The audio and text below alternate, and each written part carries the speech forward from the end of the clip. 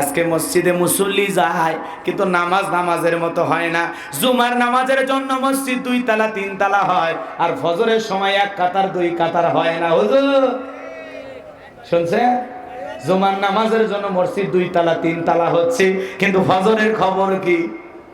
1 কাতার 2 কাতারও মেলে না। তাহলে যারা জুমার নামাজ পড়লো ওরা গেল কোথায়? শ্বশুর বাড়ি, ভারত গেছে কই? হ্যাঁ, কিন্তু বাজান গো আমার, বিশ্ব নবীর জামানায় জুমার নামাজের দৃশ্য যেমন ফজরের নামাজের দৃশ্য ঠিক ছিল একই রকম। জুমার নামাজের যেমন দৃশ্য মসজিদ কানায় কানায় পূর্ণ, ফজরের সালাতের একই রকম দৃশ্য ছিল। বলেন আল্লাহু আকবার। আর আমরা 7 দিন পরে পরে মুসল্লি সাজি, বিরাট বড় আল্লাহর ওলি আছে। 7 দিন পর মসজিদে যায়, মশান নিয়ে বুক টান টান করে বসে। কথা কর নাকি? মসজিদে যায় একটু ধুলে বালি দেখলে হুজুর খালি খান আর ঘোরেন, আর মাস গেলে বেতন নেন। দেখছেন এগুলো কি ময়লা, পরিষ্কার করেন। আসেন আসেন, এদের পরিষ্কার করেন, মনে হয় বাপের চাকর। কথা কর না কে? মসজিদ কি হুজুরের বাপের না সবার? ও বেতন দিয়েছেন দেখে কয়টা টাকাতে কিনে নিয়েছেন হুজুরকে, এরকম ভাবতেছে। মসজিদ সুন্দর রাখা, পবিত্র রাখার দায়িত্ব কার? সকলের, সকলের। বিশ্বনবী এক জায়গায় গেলেন, সালাত আদায় করলেন, সাহাবায়ে কিরামদেরকে বললেন, এই যে মসজিদের পাশে যে লোকটা শুয়ে আছে এই ব্যক্তি জান্নাতি। সুবহানাল্লাহ। কাল 9টার পরে ভাবির সাথে এক করছেন। সাহাবায়ে কিরাম জিজ্ঞাসা করলেন, কাইফা ইয়া রাসূলুল্লাহ, নবী গো এই লোকটা জান্নাতি, এই লোকটা জান্নাতি কি কারণে, কি এমন আমল করেছে? বিশ্বনবী ডেকে বলে, আমার সাহাবীরা, এই সেই ব্যক্তি যে আল্লাহর এই সুন্দর ঘরটাকে সব সময় পরিষ্কার রাখতো, ঝাড়ু দিত, পরিষ্কার করে রাখতো। আল্লাহর ঘর ঝাড়ু দেওয়ার কারণে আল্লাহ পাক খুশি হয়ে লোকটাকে জান্নাত দিয়েছে। তাহলে মসজিদ ঝাড়ু দেওয়ার কারণে আল্লাহর রাসূল একজন ব্যক্তিকে জান্নাতি বললেন। তাহলে মসজিদ পরিষ্কার করলে কি আপনার আমার নামায় সওয়াব হবে না গুনাহ হবে? তাহলে দায়িত্ব কি খালি হুজুর মুয়াজ্জিমের না আমাদেরও? একদিন সুন্দর করে আল্লাহর ঘরটা ঝাড়ু দিয়ে দেখেন না, দিলের মধ্যে শান্তি পাবে। এ কথা কয় না? খালি হুজুরের পরিষ্কার করার দায়িত্ব না, আমাদেরও মসজিদ পরিষ্কার করার দায়িত্ব আছে না? না, সব দায়িত্ব হুজুরদের দিয়েছে। বাপ রে বাপ, উনি খালি যাবে আর কোনো মতে সিজদা দেবে, চলে আসবে। আর সেই সিজদা কি সিজদা, খালি কোনো মতে দাঁড়ায়। হুজুরের জহরের 4 রাকাত সুন্নতের নিয়ত বিদেছে, ইমামও 4 রাকাত সুন্নতের নিয়ত বিদেছে। ইমামের 2 রাকাত হওয়ার আগে মুসল্লি 4 রাকাত শেষ। হুজুর বলতেছে, চাচা মিয়া একসাথেই নামাজ ধরলাম, আমার 2 রাকাত হয় না আর আপনার 4 রাকাত শেষ। কয় হুজুর আপনাদের চর্চা কম। বাপরে বাপ, হুজুরের চাইতে বলে মুসল্লির চর্চা বেশি। কয় চাচা কেমনে সূরা ফাতিহা পড়ছে? কয় আলহামদুলিল্লাহি রাব্বিল আলামিন ওয়ালা দাল্লিন। মানে মাঝখানে কি পড়ছে ফেরেশতারাও বোঝেনি। কথা কন ঠিক কি না? এরকম নামাজে হবে না। নামাজে যখন দাঁড়াবেন মনের মধ্যে এই খেয়াল, এই ধ্যান, এই ভয় আনতে হবে, আমি সালাত আদায় করতেছি, আল্লাহ আমার সামনেই দাঁড়িয়ে আছেন। আমি সালাত আদায় করতেছি জোহরের, আমি আসর পর্যন্ত দুনিয়াতে নাও বাঁচতে পারি, এটা আমার জীবনের শেষ নামাজ। এটা মনে করে নামাজগুলো সুন্দর করে পড়তে হবে। মসজিদে গেলে মন টেকে না, খালি দৌড়ে বের হয়।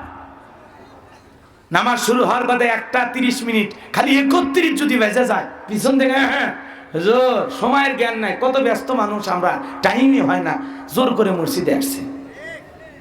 আছে না? খালি মসজিদে যায় তাড়াহুড়ো। এক চাচা মিয়া ওযু করছে, এত তাড়াহুড়ো করে এক ঠ্যাং না ধুয়ে মসজিদে ঢুকছে। টাইসলা মসজিদ, চাচা ভিজতে খায়, লঙ্গি একদিক আর চাচা একদিক, তাও কয় আল্লাহু আকবার। এইরকম তাড়াহুড়ো করে নামাজ পড়লে হবে? আবার নামাজে দাঁড়ায় দেখবেন এদিক ওদিক তাকায়, মসজিদে ফ্যান কয়টা, কোন দেয়ালে কি লেখা আছে। আবার ওযুখানায় যদি পানি ছেড়ে দেওয়ার শব্দ হয় ওদিক তাকায়, কয় ও উত্তরপাড়ার বাদশা ভাই তুমি আইছো। আছে না? এগুলো নামাজ দে হবে না ভাই, এগুলো নামাজ দে হবে না ভাই। সালাত হবে কার জন্য? সেটাই আল্লাহ পাক বলেছেন ফাসল্লি লিরাব্বিকা, রবের উদ্দেশ্যে সালাত আদায় করা লাগবে। সালাত হবে কার জন্য? আরো জোরে বলেন কার জন্য? সালাত হবে আল্লাহর জন্য। বেকায়দার নামাজ পড়লে হবে না। নতুন জামাই শ্বশুর বাড়িতে বেড়াইতে গেছে, বেকায়দার নামাজ একটু শুনে যান। রাগ করতেছে? শ্বশুর বাড়িতে বেড়াইতে গেছে নতুন জামাই, শালা এক জায়গায় বসে গল্প করতেছে, শ্বশুর এক জায়গায় বসে গল্প করতেছে। গল্প করতে করতে মসজিদের মাইকে আজান হয়েছে, আল্লাহু আকবার, আল্লাহু আকবার। যখন আজান হয়েছে শ্বশুর বলে জামাই থাকো বাবা আমি নামাজে যাই।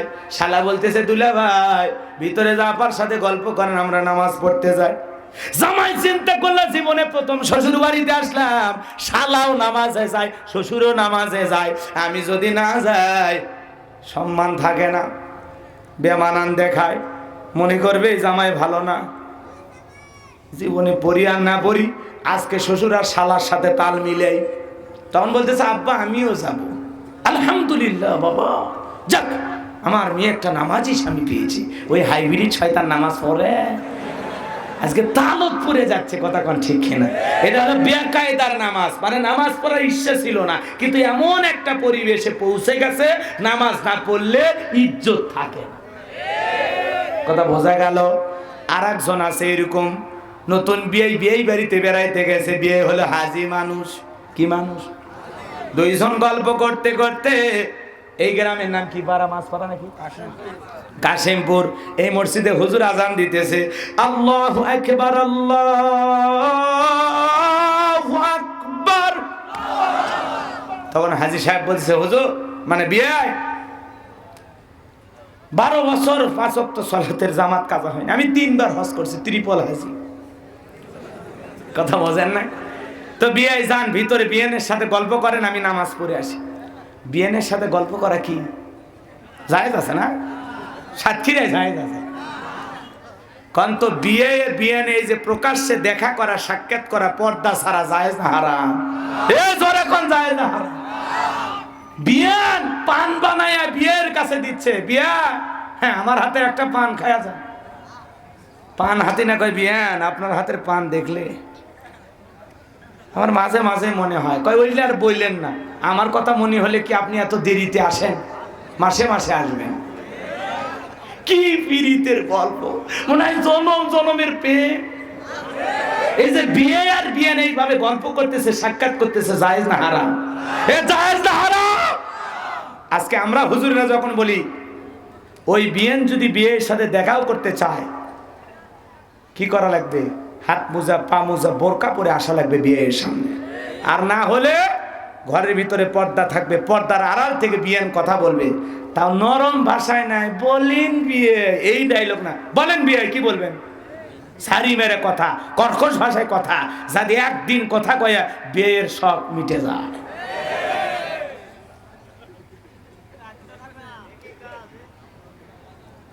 এগুলো বললে আবার অনেকে কয় হুজুর এটা সমাজের স্ট্যাটাস বোঝেন।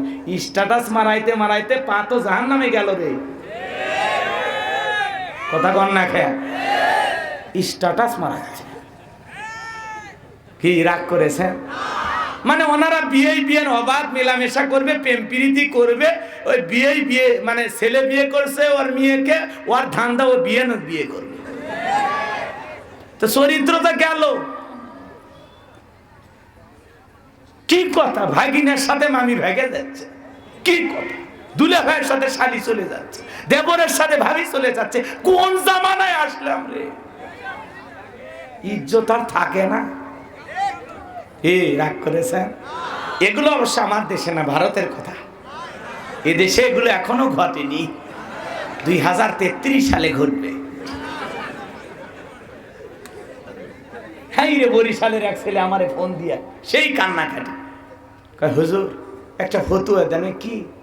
কয় আপনি বলেন তো, বড় ভাইয়ের বউকে কি ছোট ভাই বিয়ে করতে পারে? আমি বললাম কেন, বড় ভাই কি মরছে? কয় না হুজুর, আমি সে হতভাগা বড় ভাই, আমার বউ 7 দিন খুঁজে পাওয়া যাচ্ছে না। টেনশন করিস না, কক্সবাজার থেকে ঘুরে আবার বাড়িতে আসবি। কথা ঘন্টা গায়ে। এই যে আজকে সমাজে এই দেবর ভাবি, শালি দুলা ভাই, এগুলো কেন? কারণ সমাজের স্ট্যাটাস বুঝাইতে গিয়া প্রত্যেকটা পরিবারের লোকজন ফ্রি হয়ে গেছে। ইসলাম যে একটা পর্দা দিয়েছে এটা ভুলেই গেছে। যখন জামাই বাড়িতে আসে, মেয়ে আছে 12-13 বছরের, ডাইরেক্ট করছে মা তোমার দুলে ভাইয়ের একটু নাস্তা দিয়ে আসো। এই যে বেহায়া শাশুড়ি এই কথাটা বললো, ওনার কি একটাবার চিন্তা করা উচিত ছিল না যে আমার মেয়েটা একটু যুবতী হচ্ছে, এই যুবতী মেয়ে কেমনে দুলে ভাইয়ের সামনে যায়? এ কথা কন না কেন? যেখানে হাদিসের ভাষায় নারীদেরকে সাবধান করা হয়েছে দুইটা পুরুষের কাছ থেকে দূরে থাকতে, একটা হলো দেবর আর একটা হলো দুলে ভাই। এরা হলো মৃত্যু তুল্য, বিষাক্ত সাপের চাইতেও ভয়ঙ্কর। এখন ওই ছোট শালি গেছে 14-15 বছর বয়স, কথা কন না কেন?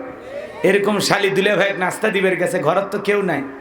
দুলে ভাই তখন কি বলতেছে, হাই রে শালি রে, আমি আসলে একবার দেখিস না আমার দিকে, কথা কন না কেন? তখন শালির হাতটা ধরে হালকা করে ঠাসি মারে। শালি তো জীবনে স্বাদ পায়নি, মজাই তো লাগে, কথা কন না কেন?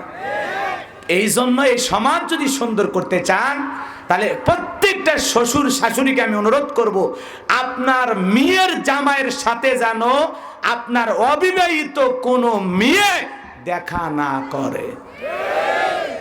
সাবধান থাকেন, তাছাড়া কপাল পুড়তে বড় মেয়ের সময় লাগবে না, কথা কন না কেন? রাগ করেছেন মনে হয়? এ বাজান গো আমার, বেশি ফ্রি হইন না বাজান। ফ্রি হইতে হইতে সমাজে কিন্তু ইজ্জত আর থাকতেছে না, কথাকে বোঝা গেল? রাগ করেছেন মনে হয়? পর্দা মেনে চলা লাগবে বাজান। পুরুষেরও পর্দা আছে, নারীদেরও পর্দা আছে, আছে না নয়? এখন বিয়ের চিন্তা করে, আমার বিয়ে হাজি মানুষ নামাজ পড়তে যায়, আমি জীবনে প্রথম বিয়ে বাড়িতে বেড়াইতে আসলাম, যদি নামাজ না পড়তে যাই ইজ্জত তো থাকে না। তখন বলে বিয়ে আমরা কি পড়ি না, মাঝে মাঝে একটু গ্যাপ যায়, চলেন নামাজ পড়ে আসি। মানে বেকায়দায় পড়ে নামাজ পড়বে গেছে, কথা কম ঠিক না? আরো কত কথা বলবো, রাগ করতেছেন মনে হয়? মনে করেন নেতা ভাষণ দিতেছে, বার আমার আগামীতে যদি আমি নির্বাচিত হতে পারি, বিদ্যুৎ দেব, টেনশন নেবেন না, জনগণের আয়ু বেড়েছে, কেনার ক্ষমতাও বেড়ে গেছে। কি সুন্দর বক্তব্য! বক্তব্য দিতে দিতে আজান হয়েছে, আল্লাহু আকবার, আল্লাহু আকবার। নেতা বলতেছে নামাজ আগে, নামাজ বেহেশতের চাবি, তাড়াতাড়ি করে সমাবেশ বন্ধ করেন, চলেন আমরা নামাজ পড়ি। ওই কিন্তু জীবনেও পড়েনি, জনগণ খালি বোকা বেনে ওই দিন আসর পড়ছে, কথা কন না কে? ওদেরকে চেনা বড় কঠিন। ওরা দেখবেন নির্বাচনের আগে মাথায় টুপি, গায়ে পাঞ্জাবি, হ্যাঁ লম্বা জুব্বা, কি সুন্দর বক্তৃতা, দেখে মনে হয় আসমান থেকে জিবরাইলের খালু নাজির হয়েছে। কি খালি ভালো ভালো কথা, প্রত্যেকটা সময় মাদক মুক্ত সমাজ করব, মাদককে না বলুন, যৌতুককে না বলুন। আমি শুধু বিয়ে করার সময় 15 লাখ নিয়েছি, কারণ চেয়ারম্যান হতে গিয়ে খরচ করা লাগবে, এজন্য শ্বশুরবাড়ি থেকে মোটা অঙ্কের টাকা নেয়। আপনারা রাগ করছেন মনে একটু একটু বেশি বেশি হয়ে গেল না? ঠিক আছে, দোয়া করে দিই, চলেন। তাহলে এরকম বেকায়দার নামাজি আছে না? না, মনে করেন এই গ্রামের একজন মানুষ আল্লাহ না করুক মারা যায়, মানুষ মারা যায় না? ফজরের নামাজের পর আজান হয়েছে, নামাজ হয়েছে, এরপরে বলতেছে এই গ্রামের অমুক ব্যক্তি বেছে না, ইন্না লিল্লাহি ওয়া ইন্না ইলাইহি রাজিউন। ওই গ্রামের আরেকটা ছেলে, ইস রে বাদশা ভাই রে, বিকেলবেলা সাতক্ষীরে গল্প করলাম, মরে গেছে, ছেলেটা খুবই ভালো ছিল। এই স্ত্রী বলছে এই পাঞ্জাবি ধুয়ে দে, টুপি ধুয়ে দে, আর জহরের পর জানাজা হবে, জানাজায় যাওয়া লাগবে। ওই কিন্তু ফজর পড়ছে ভাই, কারণ ফজর পড়ছে, জানাজার নামাজ হবে জহর পর, রেডি টেডি হইয়া দৌড় মারছে, যা দেখে জহরের জামাত দাঁড়ায় গেছে। চিন্তা করলে যেহেতু জহরের নামাজ পড়ে জানাজা, তা আজকে জহর পড়ি, আল্লাহু আকবার, কথা কন। এরপরে জহরের নামাজ পড়ে যতক্ষণ জানাজা হয়, আরে মৃত্যু কার কখন আসে কেউ জানে না, সবাইকে যেতে হবে 2 দিন আগে আর পরে, সহ্য হয় না। তরতাজা যুবক, 38 বছর বয়স, চলে গেল। মানে যতক্ষণ ওই জানাজা না হয়েছে, কবরে না শোয়ানো হয়েছে, ততক্ষণ সবাই ইমোশনাল ডায়লগ, এ কথা কর না কে? মানে যেভাবে ওরা ওই জায়গায় ডায়লগ দেয়, তাতে মনে আজকে থেকে সবাই আল্লাহর ওলি হয়ে যাবে, মসজিদ আর কেউ ছাড়বি না। একজনা কয়েছে কে ভাই মসজিদে যান না, কয় আমি মৃত্যুর ভয়ে যাই না। কে কয় মসজিদে ঢুকলে দে খাটি, ওই মরণের ওই খাটিয়ে দেখে আমার ভয় লাগে ভাই, ওই ভয়ে আমি মসজিদে যাই না। কি খারাপ চিন্তা করছে, রাগ করতেছেন আপনাদের আমার ভাইয়েরা। বলেন তো, আর যদি মৃত্যুর ভয় থাকতো মসজিদে কম কম যাইতো না বেশি বেশি? জোরে বলেন। যখন জানাজা শেষ হয়ে যায়, মাটি দিয়ে আসে, বাড়ির টুপি খুলছে, সে আগের ক্যারেক্টারে, আগে যেরকম ভিলেন ছিল, শয়তানের মুরিদ ছিল, আবার ওর জীবন সেই লাইনে চলে গেল। ও কি জানাজা পড়ে আসে, পরে আসর পড়ছে, মাগরিব পড়ছে, ওকে লাইট চলেও খুঁজে পাওয়া যায়নি। তাহলে এলে হলো বেকায়দার নামাজ, সামাজিকতা রক্ষা করার নামাজ, পরিবেশ সম্মান বাঁচানোর জন্য নামাজ। এগুলো হলো ফাওয়াইলুল লিল মুসাল্লিন আল্লাযীনা হুম আন সালাতিহিম সাহুন। লোক দেখানো নামাজ, কি দেখানো? কথা কি ক্লিয়ার? তাহলে আমরা সালাত আদায় করব কার খুশির জন্য? ফাসাল্লি লিরাব্বিকা, রবের উদ্দেশ্যে সালাত। যারা রবের উদ্দেশ্যে সালাত আদায় করে ওদের কপাল ভালো না খারাপ? ভালো। আর যারা লোক দেখানো নামাজ পড়ে ওরা হলো হতভাগা, ওদের বিপদ পরকালে আসে না নয়।